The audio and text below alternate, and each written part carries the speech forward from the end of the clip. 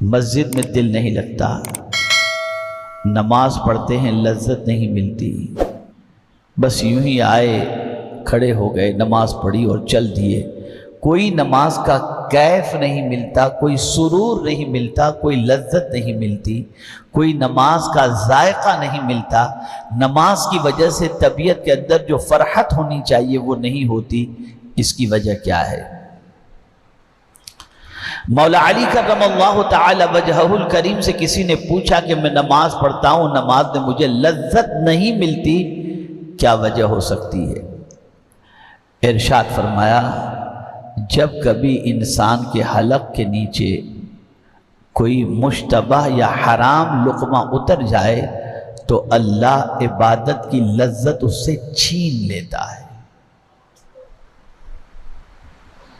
بہت سارے ایسے بھی ہیں جو لوگوں کا پیسہ دبا کر حرام کمائی کر کے خوب عمرے کرتے ہیں، احرام خریدتے ہیں، پارٹیاں کرتے ہیں، ساری چیزیں کرتے ہیں، انہیں بھی یہ مسئلہ ذہن میں رکھنا چاہیے۔ فرمایا گیا اگر کسی کے پاس 99 روپے حرام کے ہیں اور 1 روپیہ حلال کا ہے، 99 روپے حرام کے ہیں اور 1 روپیہ حلال کا ہے، اور اس 100 روپے سے اس نے احرام خریدا اور گیا طواف کعبہ کے لیے، نہ اس کا حج قبول ہوگا نہ اس کا طواف قبول ہوگا۔ اب آئیے سود کے بارے میں، انٹرسٹ کے بارے میں اور حرام کے بارے میں تھوڑا سا سمجھ لیں۔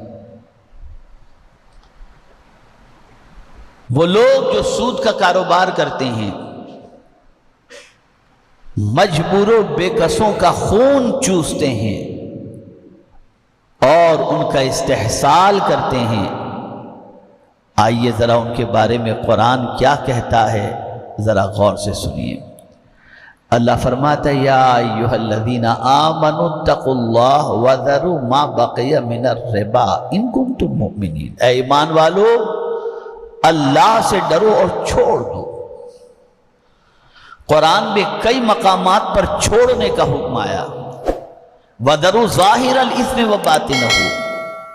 ظاہری گناہ بھی چھوڑ دو، باطنی گناہ بھی چھوڑ دو۔ ایسے ہی سود کے بارے میں بھی فرمایا یا ایھا الذین آمنوا اتقوا اللہ، اے ایمان والو اللہ سے ڈرو، وَذَرُوا مَا بَقِیَ مِنَ الرِّبَا، سود میں سے جو کچھ باقی رہ گیا اسے چھوڑ دو اگر تم مومن ہو۔ یعنی جب تمہیں پتہ چل گیا کہ قرآن کہہ رہا ہے وَأَحَلَّ اللَّهُ الْبَيْعَ وَحَرَّمَ الرِّبَا، اللہ نے کاروبار کو حلال فرمایا اور سود کو حرام فرمایا، تو پھر تمہیں چاہیے کہ اگر تم آج تک سود کے کاروبار میں تھے تو اس کو چھوڑ دو، یعنی سود چھوڑ دو، مدل اپنا لے لو، اور آج تک جو تم نے سود لیا ہے اسے واپس کرنے کی کوشش کرو اور آئندہ سودی کاروبار کے اندر نہ رہو۔ اور اگر کوئی شخص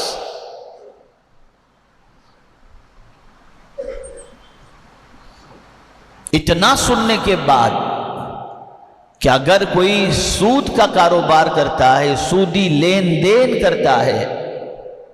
تو آقا کریم صلی اللہ علیہ وسلم ارشاد فرماتے ہیں اس کا سب سے ہلکا گناہ یہ ہے کہ کوئی آدمی اپنی ماں سے بدکاری کرے، یہ ہے سود۔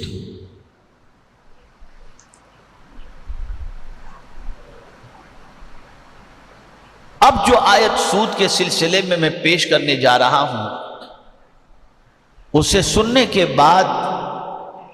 جس کسی کے دل میں ایمان رائی کے دانے کے برابر بھی ہوگا، وہ انشاءاللہ العظیم، میں یہ نہیں کہتا کہ یہاں کوئی سود کا کاروبار کرنے والا موجود ہوگا، لیکن میری آواز یہاں سے ریکارڈنگ کے بعد پوری دنیا میں پہنچتی ہے، الحمدللہ لوگ سنتے ہیں اور کوشش کرتے ہیں جو کچھ پیغام پہنچے اس پر عمل کرنے کی۔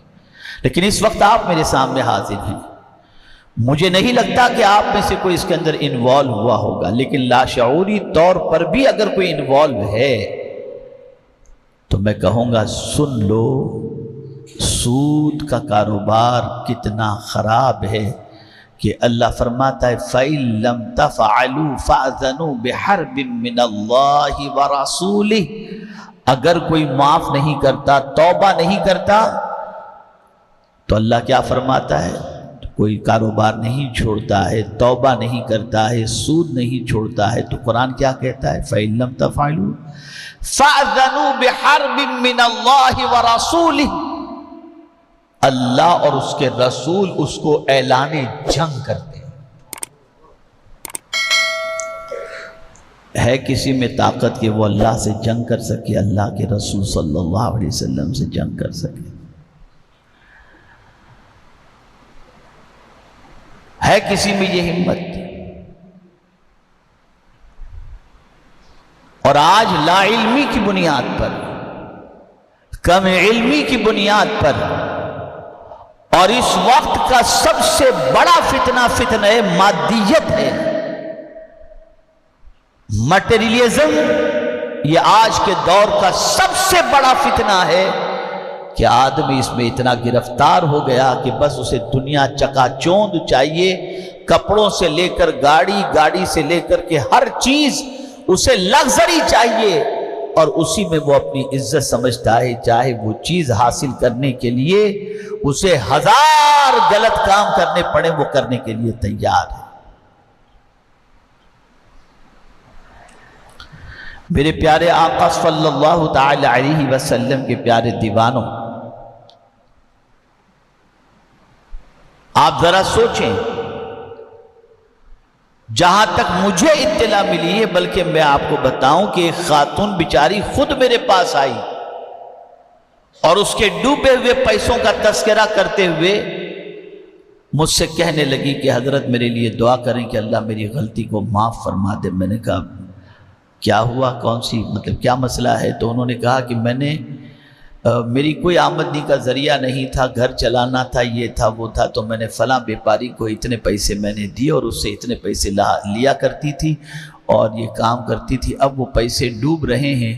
اور تو میرے لیے دعا کریں کہ اللہ میری آج تک کی یہ سودی لین دین کی غلطی کو معاف فرما دے، آئندہ کے لیے میں توبہ کرتی ہوں۔ بہرحال جو کچھ بھی اس نے کہنا تھا وہ اپنے حساب سے بیچاری کہی۔ بعد میں مجھے پتا چلا کہ ایک بہت بڑا طبقہ اس کام کے اندر لگا ہوا ہے، خواتین بھی خوب لگی ہوئی۔ کہاں جا رہی ہے ہماری قوم؟ اور پھر کمال کی بات یہ ہے کہ وہ روزے بھی رکھتی ہیں، نماز بھی پڑھتی ہیں اور پڑھتے ہیں اور عمرہ بھی کرتے ہیں اور بظاہر کچھ خیرات و صدقات بھی دیتے ہیں، لیکن کاروبار۔ مجھے حیرت ہو رہی ہے کہ مسلمانوں کے اندر یہ بلا بڑی تیزی سے عام ہو رہی ہے، اور ہمارے وہ بچے جو شوق کی خاطر اپنے ماں باپ کے پیسوں کو چوری کر کے یا نہ جانے کس طریقے سے پیسے حاصل کر کے اس حرام کام کے اندر گرفتار ہیں۔ اے رسول اعظم صلی اللہ تعالی علیہ وسلم کے دیوانوں، آج تک اگر کسی نے سودی کاروبار کیا ہے، انٹریسٹ اور جو ہے وہ بیاج کے اندر گرفتار رہا ہے، تو اسے چاہیے کہ سچی توبہ کر لے۔ اللہ رب العزت قادر مطلق ہے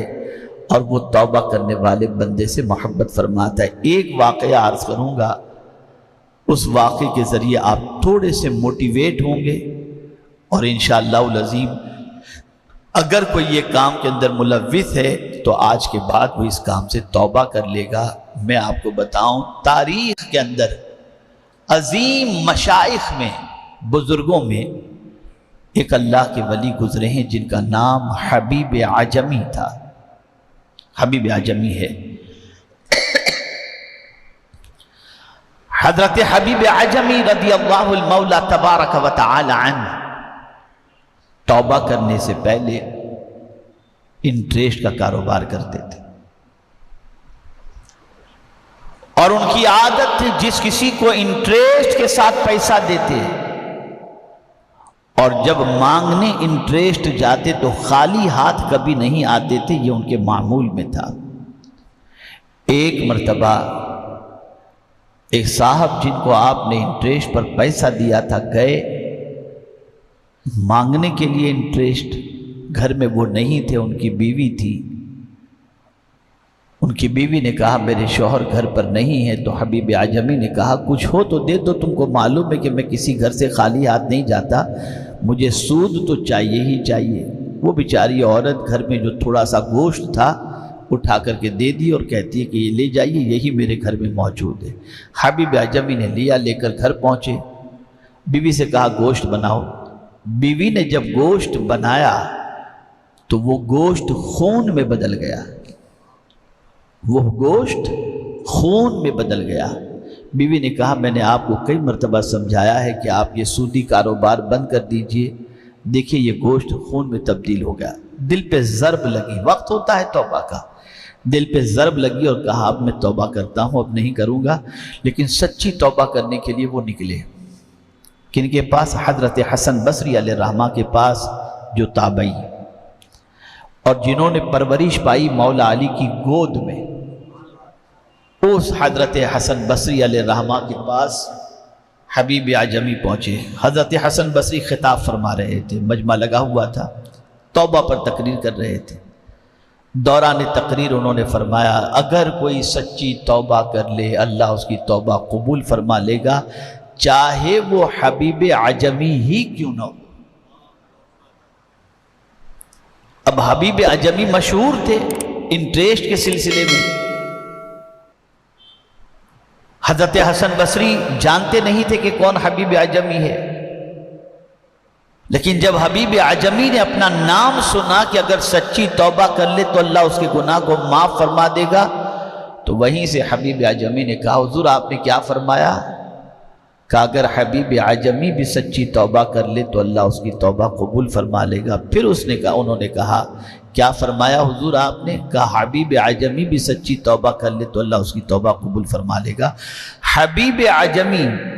جب گھر سے حضرت حسن بصری کی محفل کی طرف جا رہے تھے تو راستے میں کھیلتے ہوئے بچوں نے کہا کہ سائٹ پہ ہو جاؤ، یہ سود کھور آ رہا ہے، کہیں اس کے پیر کی مٹی اپنے پر پڑے گی تو اپنے برباد ہو جائیں گے۔ اور یہ پہنچے تھے جب حبیب اعجمی حضرت حسن بصری کے پاس، اور جب حضرت حسن بصری علیہ الرحمہ کے ہاتھوں پر انہوں نے توبہ کی اور سچی توبہ کی، اور جب توبہ کر کے پلٹے واپس آ رہے تھے تو کھیلنے والے بچے کہتے ہیں دیکھو دیکھو اللہ کا ولی حبیب اعجمی آ رہا۔ اور پھر حضرت حبیب اعجمی کو ولایت کا وہ مقام حاصل ہوا۔ جن جن لوگوں سے انٹریسٹ لیا تھا، توبہ کا طریقہ یہ نہیں کہ کھا پی کے ملس ہو گئے اور اس کے بعد اللہ معاف کر دے، نہیں، واپس کرو، جتنوں کو جانتے ہو ان تک پہنچاؤ، ان سے ملو، ان سے معافی مانگو، واٹس ایپ کے ذریعے نہیں، مجھ سے جو غلطی ہوئی ہو آپ معاف کر دینا، سارے لوگوں سے ایک ساتھ میں ہول سیل میں معافی نہیں، انڈیویژل ملو، ان سے معافی مانگو۔ حضرت حبیب اعجمی نے لسٹ کے مطابق جتنوں کا لیا تھا لوٹانے کی کوشش کی، اور اس کے بعد ولایت کے اس مقام پر فائز ہوئے کہ ایک بار حضرت حسن بصری علیہ الرحمہ اللہ کی بارگاہ یعنی پہنچے، نماز کے ٹائم پر مغرب کی نماز کا وقت تھا، حبیب اعجمی توبہ کر چکے تھے، مصلی امامت پر تھے، نماز پڑھا رہے تھے، اتنے میں حضرت حسن بصری تشریف لائے تو حبیب اعجمی کی زبان میں تھوڑی سی مطلب جو ہے وہ پروناؤنس کے اندر پرابلم تھا، تو حضرت حسن بصری ان کے پیچھے نماز نہیں پڑھے، خواب میں اللہ عز و جل کی بارگاہ میں عرض کرتے ہیں مولا میں تیرے قرب کا مقام حاصل کرنا چاہتا ہوں۔ مولا نے فرمایا اگر حبیب اعجمی کے پیچھے نماز پڑھ لیتے تو میں تمہیں قرب کا مقام عطا کر دیتا۔ آدمی سچے دل سے توبہ کر لے تو اللہ کتنا اونچا مقام عطا کرتا ہے۔ تو سچی توبہ کرو، چھوڑو یہ ساری چیزیں، رزق جتنا قسمت میں لکھا ہے وہ مل کر رہے گا۔ اللہ سے ہمیشہ حلال مانگو، حلال کی کوشش کرو،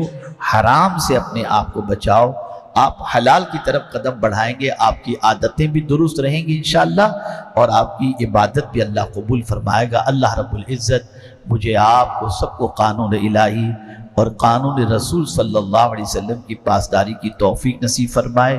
اور رب قدیر ہر قسم کی آزمائش سے اس امت کو بچائے، اور خاص طور پر حرام کاموں سے، حرام تجارت سے اور حرام کھانے سے اللہ تعالیٰ مسلمانوں کی حفاظت فرمائے۔